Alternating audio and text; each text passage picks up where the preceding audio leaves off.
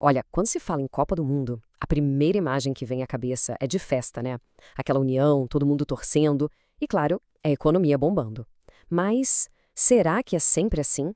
Com base em uma análise bem recente do Santander, a gente vai fundo para entender os efeitos, que são bem surpreendentes, da Copa de 2026 no nosso varejo. E olha, o resultado pode não ser bem o que se imagina.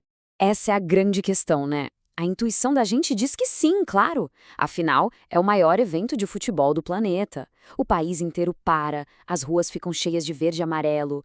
Parece o cenário perfeito para as vendas explodirem em todo lugar, certo? Bom, a realidade é um pouquinho mais complicada que isso. E aqui já vem a grande virada na história.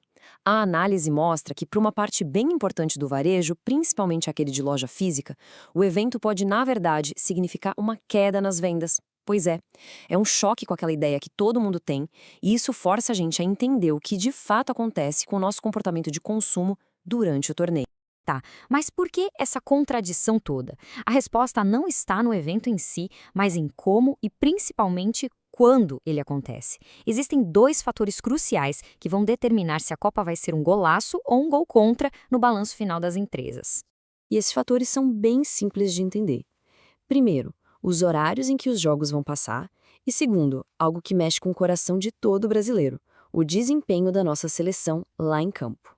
Cada um desses pontos tem um impacto direto, que dá para medir, no fluxo de clientes nas lojas e no tipo de coisa que a gente compra. Vamos começar pelo primeiro fator. A Copa de 2026 vai ser lá nos Estados Unidos, México e Canadá. Por causa do fuso horário, a maioria dos jogos vai acontecer à noite aqui no Brasil. O que isso quer dizer? Que em vez de parar o expediente, os jogos vão dominar o horário nobre, justamente quando o pessoal já está em casa, bem longe dos shoppings e do comércio de rua. Agora, olha que curioso como a trajetória da seleção afeta o varejo. Se o Brasil se classifica em primeiro lugar no grupo, metade dos seus jogos pode cair bem no fim de semana. Isso é péssimo para os shoppings, que dependem totalmente do movimento desses dias.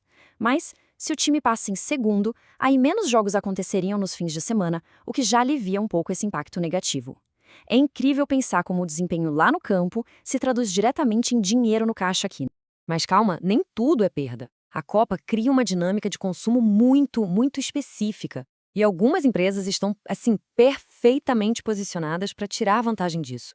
Vamos ver agora quem são os grandes craques, os vencedores desse jogo.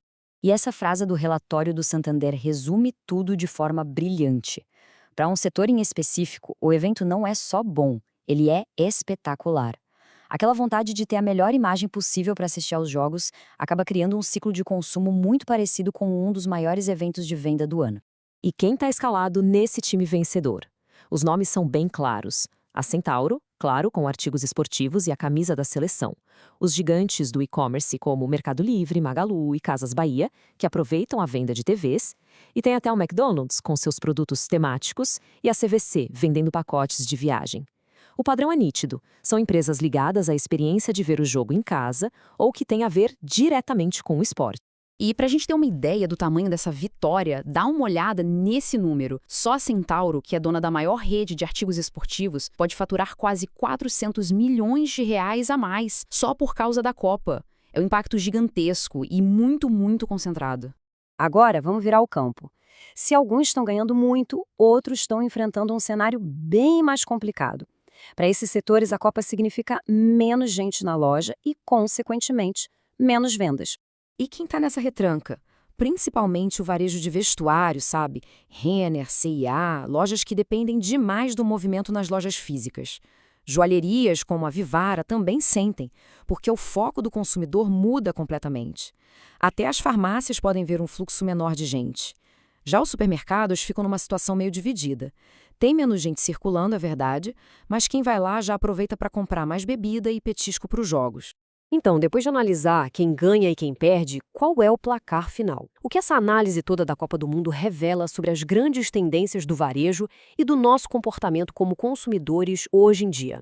As lições que ficam são bem claras. Primeiro, grandes eventos não ajudam todo mundo por igual. Segundo, eles acabam acelerando tendências que já estão acontecendo, como essa migração das compras do mundo físico para o digital. O nosso consumo fica temático, focado em produtos que melhoram a experiência de curtir o evento em casa. No fim das contas, quem está preparado para o mundo digital e para o consumo dentro de casa sai ganhando. E isso tudo leva a gente para uma reflexão final. A Copa do Mundo é só um grande exemplo. Conforme os eventos globais, sejam esportivos, culturais, o que for, continuam a mudar o jeito que a gente interage e passa o nosso tempo, fica a pergunta: como é que os nossos hábitos de consumo vão continuar se adaptando e evoluindo junto com tudo isso? Fica aí a reflexão.